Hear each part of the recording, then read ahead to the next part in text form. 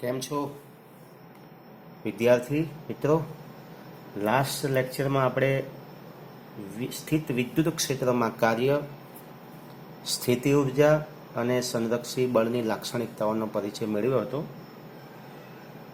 અને આ લેક્ચરની અંદર લાસ્ટ લેક્ચરમાં આપણે પ્લસ ક્યુ વિદ્યુત ભારને આર બિંદુથી પી બિંદુ સુધી લાવવા માટે કરવા પડતા કાર્યની પણ ચર્ચા આપણે કરેલી, જે તમે જાણતા હશો અને વિડીયો તમે જોયો હશો તો ખ્યાલ આવશે. હવે જ્યારે પ્લસ ક્યુ વિદ્યુત ભારને આપણે આર બિંદુથી પી બિંદુ સુધી લાવીએ છીએ ત્યારે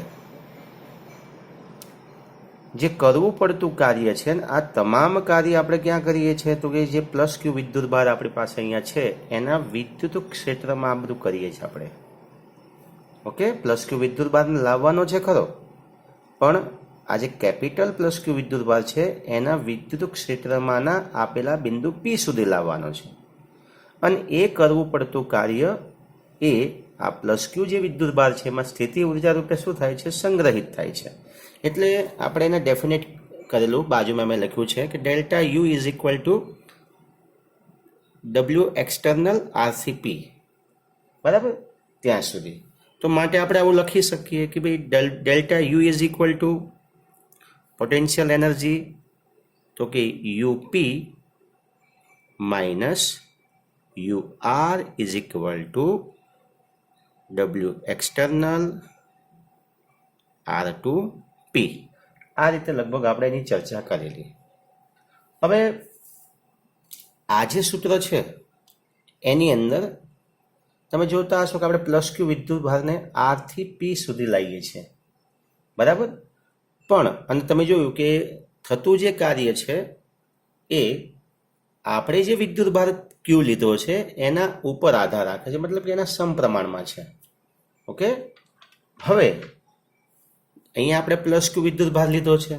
જો આપણે વિદ્યુત ભાર બદલશું તો અહીંયા જે આપણને કાર્ય મળશે એ કાર્ય દ્વારા સંગ્રહિત થતી જે ઉર્જા છે એમાં તફાવત આવશે. તો આપણે એવું કોઈ ફોર્મ વ્યાખ્યાયિત ના કરી શકીએ જે ક્યુ ઉપર આધારિત ના હોય. મતલબ કે આપણો જે પરીક્ષણ વિદ્યુત ભાર ક્યુ છે આપણે એને કયા નામથી ઓળખીએ છીએ? અને પરીક્ષણ વિદ્યુત ભાર.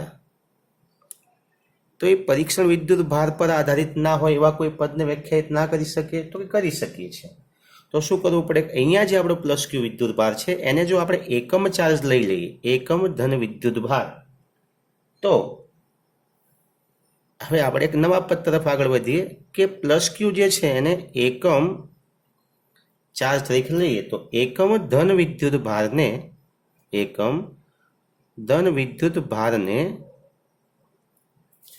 વિદ્યુત ક્ષેત્રમાં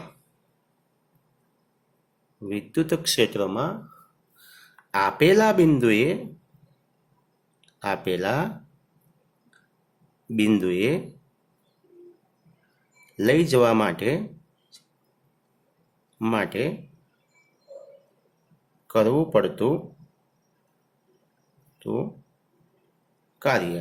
જો આ રીતે એને વ્યાખ્યાયિત કરીએ છીએ આપણે તો આપણો જે પ્લસ ક્યુ વિદ્યુત ભાર હવે થઈ ગયું, સમજી લો કે +1 એકમ ચાર્જ છે, +1 કુલમ.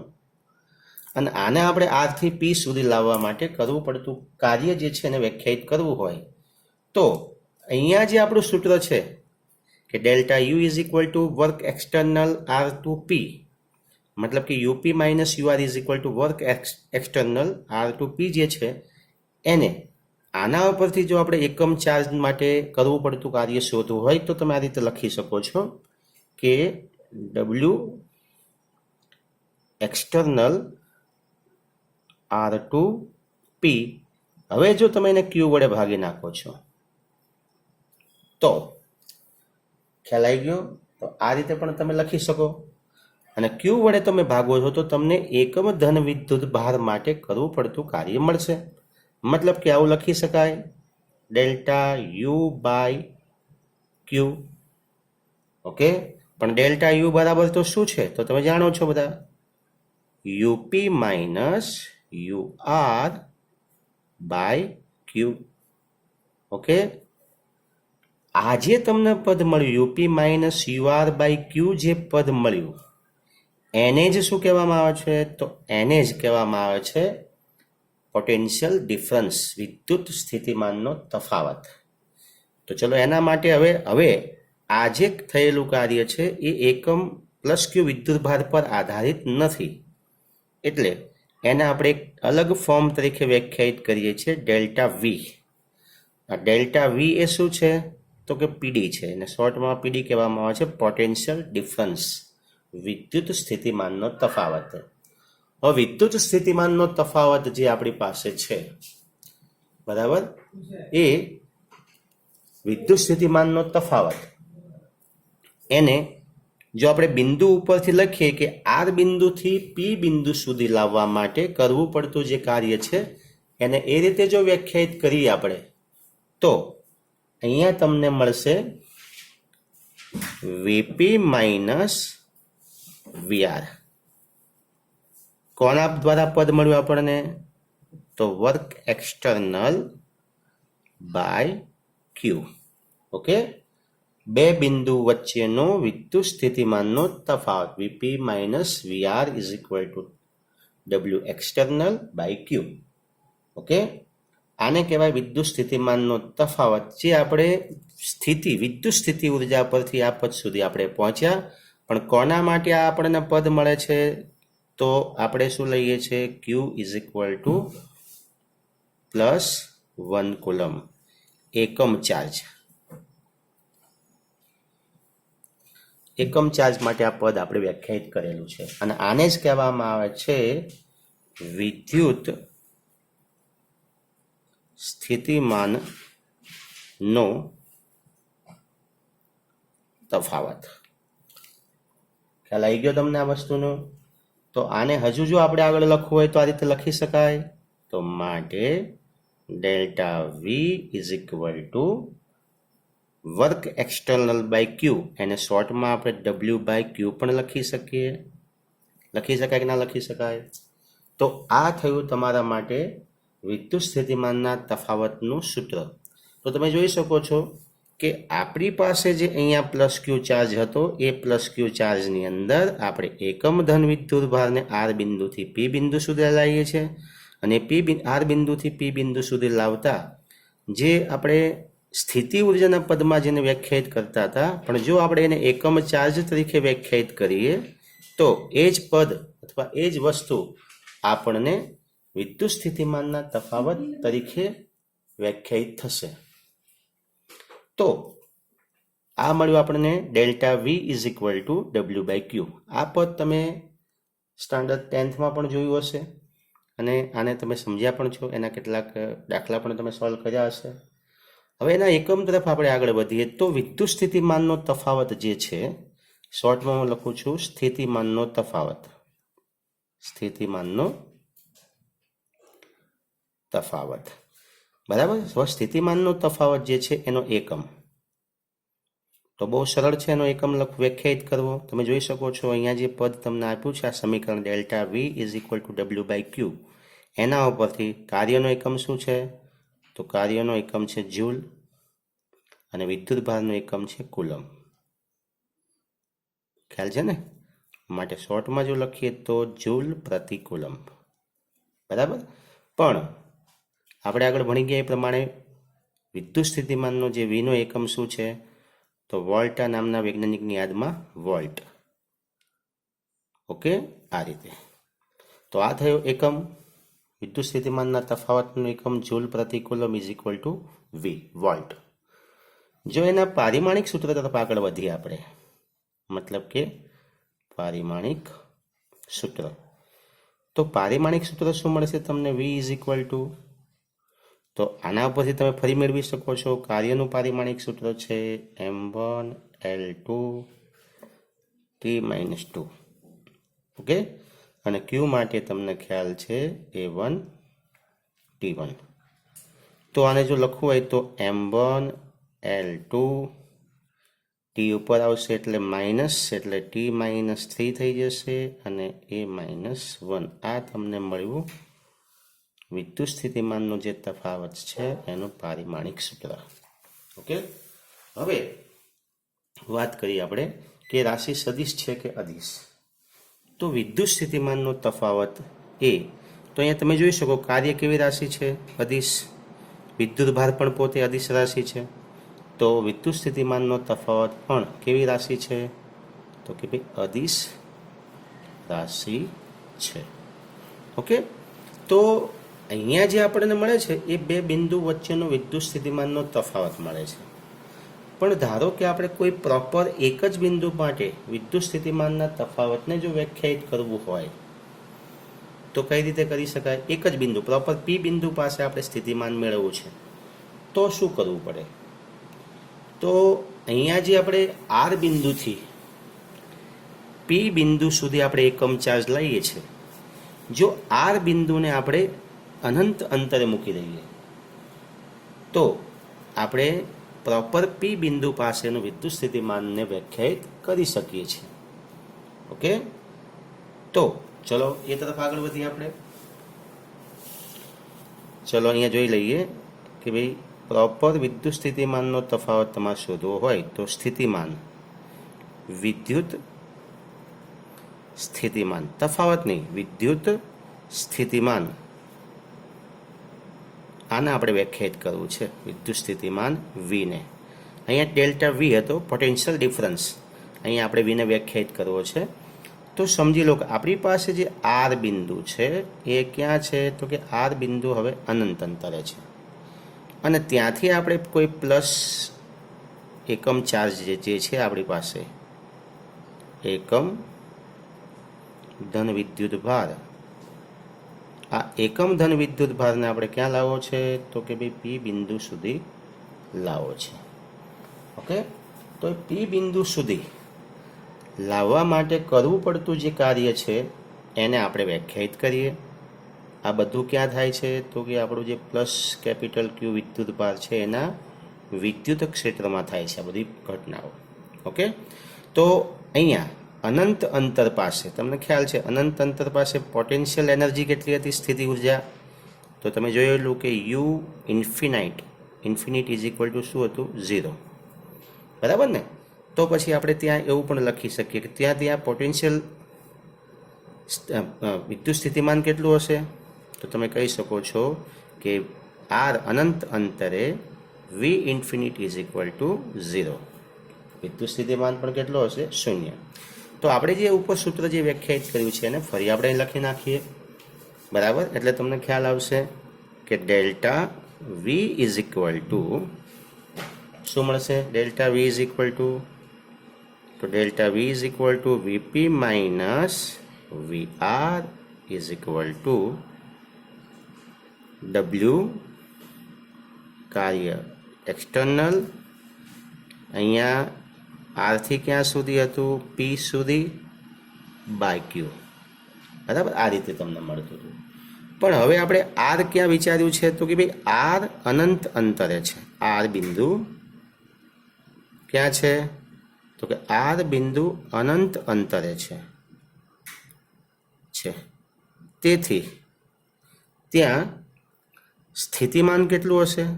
તો કે ત્યાં સ્થિતિમાન જે મળશે આપણને એ વી ઇન્ફિનિટ ઇઝ ઇક્વલ ટુ 0. મતલબ કે ત્યાં સ્થિતિમાન શું હશે? 0 હશે. તો ચલો આ પદને આપણે આગળ વધારીએ તો ઉપરનું જે સૂત્ર છે એમાં કિંમત મૂકીએ તો V P minus V infinite is equal to શું આવશે? W external infinite to P બિંદુ, અનંત અંતરથી ક્યાં લાવવાનું છે? આપણે પી સુધી લાવવાનું છે બાય ક્યુ. પણ અનંત અંતરે સ્થિતિમાન શું છે? અહીંયા તમને ખ્યાલ છે આપણે ભણી ગયા આગળ કેટલું છે સ્થિતિમાન? 0. તો માટે આપણે લખી શકીએ V P is equal to W external infinity to P by Q. Okay, તો આ જે તમને પ્રોપર મળ્યું એક કોઈ ચોક્કસ બિંદુ પાસેનું સ્થિતિમાન મળ્યું. ઓકે, ખ્યાલ આવી ગયો તમને જે કીધું એ કે અહીંયા જે આપણે આગળ જે પ્રશ્ન ભણ્યા એમાં આર બિંદુથી પી બિંદુ સુધી લાવવા માટે કરવા પડતા કાર્યને તે બે બિંદુ વચ્ચેનો વિદ્યુત સ્થિતિમાનનો તફાવત કહે છે. એટલે આ વ્યાખ્યા અને આ વ્યાખ્યામાં બહુ તફાવત નથી. બંનેની એક જ સેમ વ્યાખ્યા તમે લખી શકો છો. ઓકે, તો શું વ્યાખ્યા બનાવી શકીએ આપણે જે 10માં પણ તમે જોયેલી કે અહીંયા જે પી બિંદુ પાસેનું જે આપણને વિદ્યુત સ્થિતિમાનનો તફાવત મળે છે એને જો વ્યાખ્યાયિત કરવો હોય તો વ્યાખ્યા શું બનશે? તો કે અનંત અંતરેથી એકમ ધન વિદ્યુત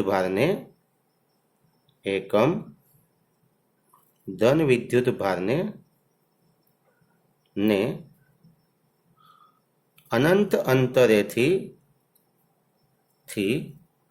વિદ્યુત ક્ષેત્રમાંના આપેલા બિંદુએ લાવવા માટે, બરાબર, એકમ ધન વિદ્યુત ભારને અનંત અંતરેથી વિદ્યુત ક્ષેત્રમાંના આપેલા બિંદુએ લાવવા માટે કરવા પડતા કાર્યને તે બિંદુ પાસેનું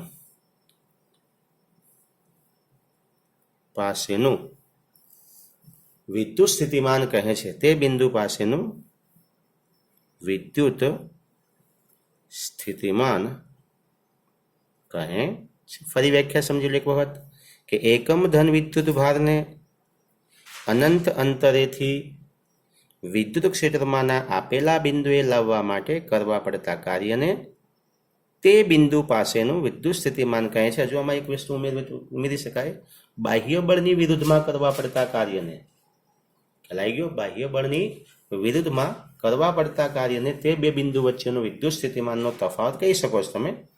પણ આ સરળતાથી તમને વ્યાખ્યા સમજાય એટલા માટે કે એકમ ધન વિદ્યુત ભારને અનંત અંતરેથી વિદ્યુત ક્ષેત્રમાંના આપેલા બિંદુએ લાવવા માટે કરવા પડતા કાર્યને તે બિંદુ પાસેનું વિદ્યુત સ્થિતિમાન કહે છે. બરાબર? ઓકે, તો આ થઈ ગયું વિદ્યુત સ્થિતિમાન માટે VP is equal two W/Q. એટલે શોર્ટમાં તમે જો વ્યાખ્યા લખો તો વી ઇઝ ઇક્વલ ટુ W/Q. આ સૂત્ર તમે લખી શકો છો કોઈ પ્રોપર એક બિંદુ માટે. જો વ્યાખ્યાને આપણે આ આકૃતિમાં સમજાવીએ તો શું કરી શકાય કે એકમ ધન વિદ્યુત ભારને અનંત અંતરેથી આપેલા બિંદુએ વિદ્યુત ક્ષેત્રમાંના, આનું જો ક્ષેત્ર આપણે વિચારીએ કે આનું ક્ષેત્ર આ રીતે આમ ફેલાયેલું છે, તો એકમ ધન વિદ્યુત ભારને અનંત અંતરેથી વિદ્યુત ક્ષેત્રમાંના આપેલા બિંદુએ લાવવા માટે આના વડે જે લાગતું બાહ્ય બળ છે જેને આપણે એફ એક્સટર્નલ કહીએ છીએ, એ બાહ્ય બળની વિરુદ્ધમાં કરવા પડતા કાર્યને આપણે આમ લાવવા માટે કાર્ય કરવું પડે છે. કરવા પડતા કાર્યને શું કહે છે? તો કે આ પી બિંદુ પાસેનું, મતલબ કે આપેલા બિંદુ પાસેનું સ્થિતિમાન વીપી કહે છે. ખ્યાલ આવી ગયો? તો આ થઈ ગયું વિદ્યુત સ્થિતિમાન. હવે અહીંયા આપણે એકમ ચાર્જને શું કરીએ છીએ? અનંત અંતરેથી પી બિંદુ સુધી લાવીએ છીએ. તો હવે એનું પ્રોપર આપણે જો સૂત્ર વ્યાખ્યાયિત કરવું હોય કે બિંદુવત વિદ્યુત ભાર છે, એ બિંદુવત વિદ્યુત ભારનું વિદ્યુત સ્થિતિમાન કેટલું હોય? અહીંયા આપણને મળ્યું પી બિંદુ પાસે વિદ્યુત સ્થિતિમાન W/, અહીંયા તમે જોયું છે સૂત્ર કે પી બિંદુ પાસે વિદ્યુત સ્થિતિમાન વીપી ઇઝ ઇક્વલ ટુ કેટલું મળે? તો VP is equal two W/Q તમને મળે. બરાબર?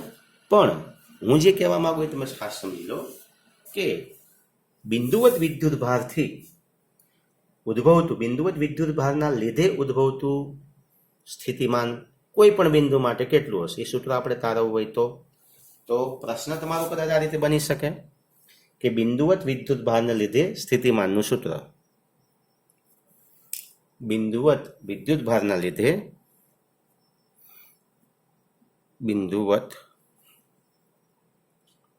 વિદ્યુત ભારના લીધે સ્થિતિમાનનું સૂત્ર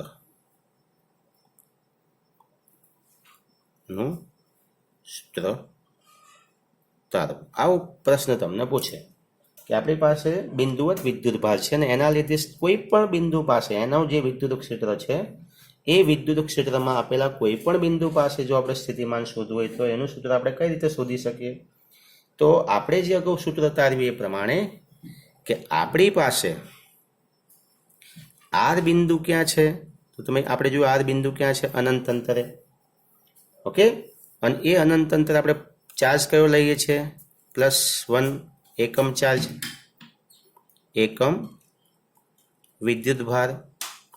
ક્યાં લઈ જવું છે એને આપણે? તો તમને ખ્યાલ છે એને આપણે પી બિંદુ સુધી લાવવું છે. અને પી બિંદુ ક્યાં છે? તો આપણે આ +Q જે આપણો આ કયો ચાર્જ છે? બિંદુવત વિદ્યુત ભાર. બિંદુવત વિદ્યુત ભાર. ઓકે, આ બિંદુવત વિદ્યુત ભારના વિદ્યુત ક્ષેત્રમાં પી બિંદુ પાસે આપણે સ્થિતિમાન શોધવું છે. બિંદુવત વિદ્યુત ભારના લીધે ઉદ્ભવતું સ્થિતિમાન. તો આર બિંદુ ક્યાં છે? અનંત અંતરે, ઇન્ફિનિટ. ત્યાં +1 કુલમ જે 1 એકમ વિદ્યુત ભાર છે એને આપણે પી બિંદુ પાસે લાવવો છે. પી બિંદુ ક્યાં છે? તો પી બિંદુ જે છે એ ક્યુ થી કેટલા અંતરે છે? આર જેટલા અંતરે છે. તો આર જેટલા અંતરે રહેલા પી બિંદુ પાસે આપણે સ્થિતિમાન શોધવું છે. તો તમે જોતા હશો કે આ જે +Q વિદ્યુત ભાર છે એના વડે લાગતું જે બળ છે, કુલંબીય અપાકર્ષી બળ, એ દરેક અંતર સાથે બદલાતું હશે. તો પછી આપણે શું કરવું પડે? તો આપણે અહીંયા અનંત અંતરથી પી બિંદુ વચ્ચેનો જે માર્ગ છે એને આપણે સૂક્ષ્મ ખંડમાં વિભાજિત કરીએ છીએ. ધારો કે આ સૂક્ષ્મ ખંડ જે છે એ ખંડ ડીઆર છે. કેટલા ખંડનો છે આ? ડીઆર. જેનું ક્યુથી અંતર કેટલું છે? તો સમજી લો, માની લો કે ક્યુથી એનું જે અંતર છે એ આર ડેશ છે. આર ડેશ અંતર આપણી પાસે ડીઆર. હવે ડીઆર જે છે એ આટલું સૂક્ષ્મ સ્થાનાંતર માટે કરવું પડતું કાર્ય આપણે શોધવું પડે, જે અગાઉ આપણે ભણી ગયા છે એ પ્રમાણે. તો આપણને બિંદુવત વિદ્યુત ભારથી ઉદ્ભવતું વિદ્યુત ક્ષેત્ર આપણને મળે.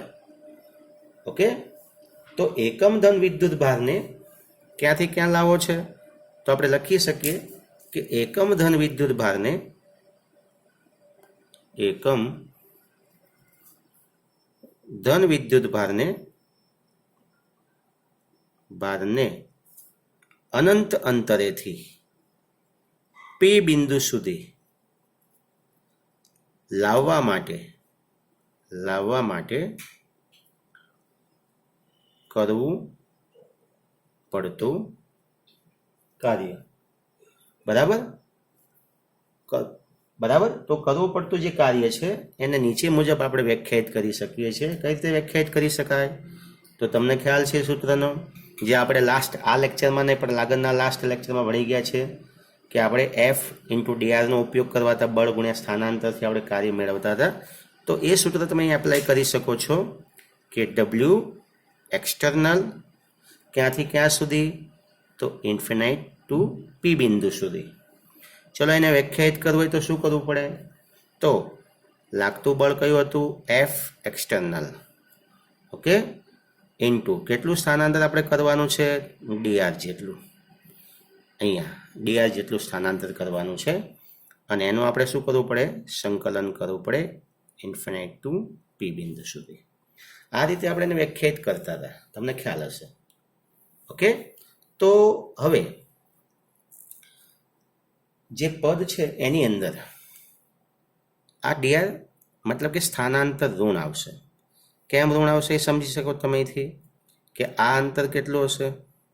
તો આ અંતર તમે કહી શકો છો કે આર ડેશ પ્લસ ડીઆર છે ને, વધારે આટલું આર ડેશ પ્લસ શું છે? ડીઆર. હવે આને આપણે અલગથી સમજવું હોય તો તમે સમજી શકો છો કે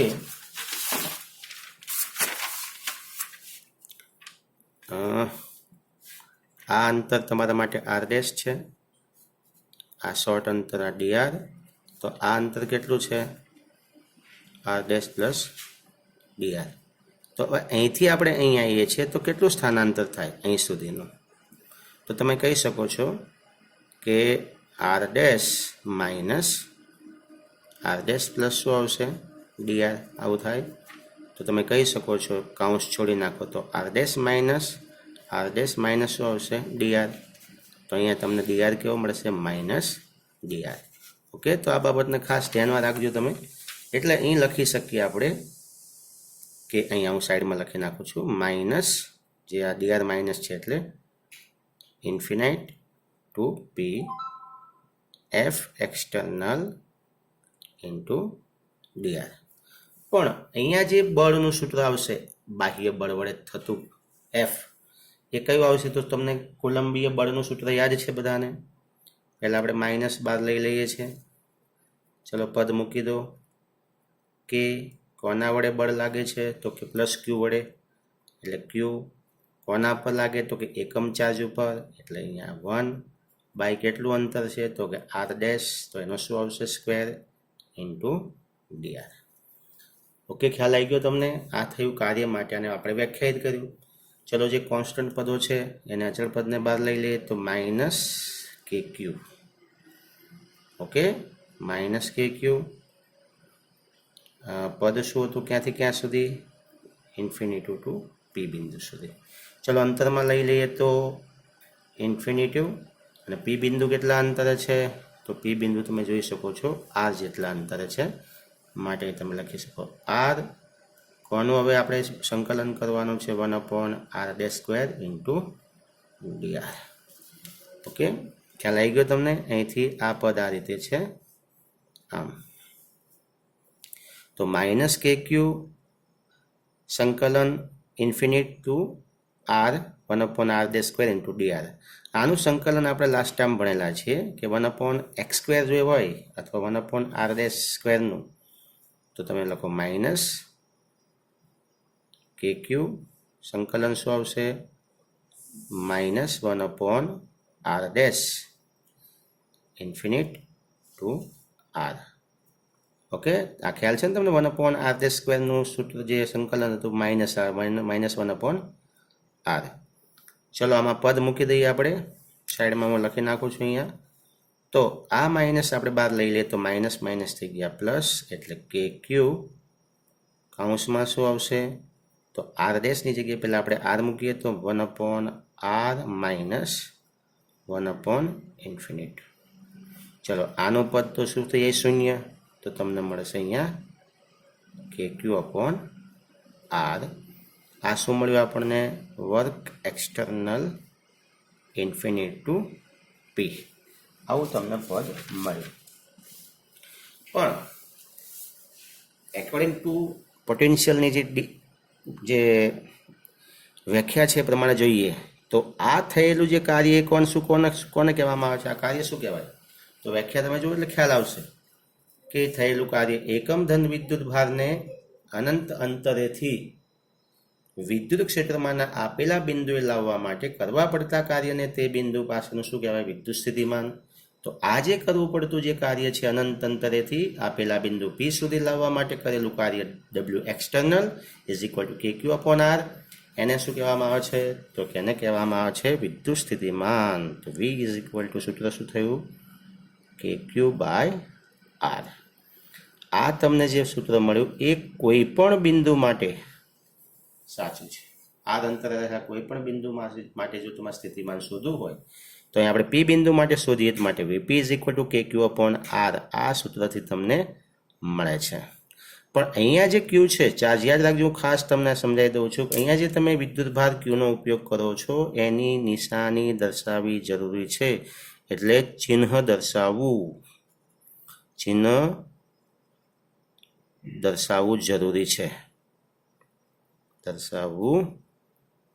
જરૂરી છે.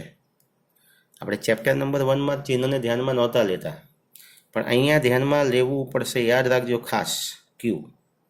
શા માટે? કારણ કે વિદ્યુત સ્થિતિમાન પ્લસ પણ હોય છે, માઇનસ પણ હોય છે અને શૂન્ય પણ હોય છે. આ વસ્તુ યાદ રાખજો.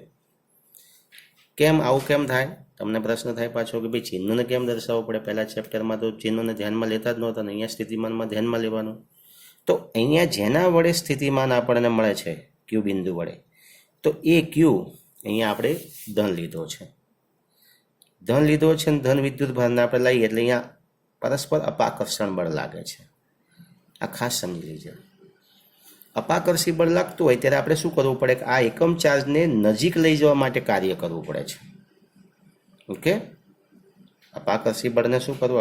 અપાકર્ષી બળ લાગતું હોય ત્યારે આ +Q+1 વિદ્યુતભાર જે છે એને આપણે પી બિંદુ સુધી લઈ જવા માટે આપણે અપાકર્ષી બળની વિરુદ્ધમાં કાર્ય કરવું પડે છે. જ્યારે ધારો કે આ માઇનસ હોત, માઇનસ ક્યુ, તો આકર્ષી બળ લાગત. તો આવા સંજોગોમાં આકર્ષી બળ લાગતો તો આકર્ષી બળ કઈ બાજુ હોય? આ બાજુ. ઓકે, તો ત્યાં આપણે શું કરવું પડે? આ પ્લસ ક્યુ ચાર્જ છે એને દૂર લઈ જવા માટે કાર્ય કરવું પડે. તો આવા સંજોગોમાં મળતું જે સ્થિતિમાન છે કેવું મળશે? આપણને ઋણ મળશે. તો અહીંયા ચિહ્ન દર્શાવવું, હું ખાસ બોલું છું, ચિહ્ન દર્શાવવું ખાસ જરૂરી છે, ભૂલતા નહીં. ઓકે, તો આ થયું. આ જે આપણને જે પ્રશ્ન મળ્યો એ બિંદુવત વિદ્યુત ભારના લીધે સ્થિતિમાન મેળવવાનું સમીકરણ. ઓકે, ખાસ ખ્યાલ આવી ગયો તમને? તો સ્થિતિમાન તમે જોઈ શકો છો, જે વિદ્યુત સ્થિતિમાન છે એનું સૂત્ર તમને મળ્યું કે Q/R, મતલબ કે સ્થિતિમાન એ અંતર સાથે વ્યસ્ત પ્રમાણમાં ઘટે છે. દૂર જાઓ એમ સ્થિતિમાન શું થાય છે? ઘટતું જાય છે. એટલે કે V ચલે છે, લખો હોય તો V ચલે છે 1/R. આ સૂત્ર ઉપરથી તમે લખી શકો છો. ઓકે, તો અહીંયા આપણે ભણી ગયા બે બાબતો. પહેલી બાબત ભણ્યા આપણે કે ભાઈ કોઈ પ્લસ ક્યુ વિદ્યુત ભારને R થી P સુધી લાવીએ, એના બદલે જો કોઈ એકમ ચાર્જને તમે લાવો છો તો તમને એક નવી જે ભૌતિક રાશિ છે વિદ્યુત સ્થિતિમાન, એના વિશે તમને જાણવા મળે છે. જે આપણે આ પરિચય મેળવ્યો આગળ પહેલાં અહીંથી કે પ્લસ ક્યુની જગ્યાએ આપણે એકમ ચાર્જને R થી P સુધી લાવ્યા અને પછી આપણને વિદ્યુત સ્થિતિમાન તફાવત નામની એક અગત્યની ભૌતિક રાશિ જાણવા મળે. ઓકે, પછી એનો એકમ, એનું પારિમાણિક સૂત્ર. ત્યારબાદ પ્રોપર કોઈ એક જ બિંદુ માટે સ્થિતિમાન શોધવું હોય તો એના વિશે પણ આપણે જાણી લીધું. અહીંયા આપણે R બિંદુને શું કર્યું? પછી અનંત અંતર લઈ જઈએ છીએ, જે આપણે લીધેલું છે આ વ્યાખ્યાની અંદર. બરાબર, આ આકૃતિમાં અનંત અંતરેથી પછી એકમ ચાર્જને આપણે P બિંદુ સુધી લાવીએ છીએ અને ત્યારે જ્યારે આપણને સ્થિતિમાન મળે છે એ કોઈ એક જ બિંદુ માટેનું સ્થિતિમાન મળે છે. અને એના ઉપરથી પછી આપણને વ્યાખ્યા મળી ગઈ કે એકમ ધન વિદ્યુત ભારને અનંત અંતરેથી વિદ્યુત ક્ષેત્રમાંના આપેલા બિંદુએ લાવવા માટે કરવા પડતા કાર્યને તે બિંદુ પાસેનું વિદ્યુત સ્થિતિમાન કહે છે. માટે Vp = W/Q. આ સૂત્ર તમને જાણવા મળે. ત્યારબાદ આપણે બિંદુવત વિદ્યુત ભારને લીધે ઉદ્ભવતું જે વિદ્યુત સ્થિતિમાન છે એ કેવું હશે તો એને પણ આપણે અહીંયા સમજી લીધું આ પ્રશ્નમાં. તો આ ત્રણ પ્રશ્ન એક જ સાથે ચલાવવા પાછળનો હેતુ હતો કે આ ત્રણ પ્રશ્નો ખૂબ જ અગત્યના છે, ખૂબ જ અને ખૂબ જ. એટલે આને તમે હું કહી શકું છું કે વેરી IMP. બરાબર, આ વિડીયોને તમે વારંવાર જોઈ આની જે કન્સેપ્ટ જે છે એને તમે ખૂબ જ ધ્યાનથી સમજી લેજો. વારંવાર વિડીયો જોઈ તમામ વસ્તુને બહુ સરળતાથી સમજી શકો.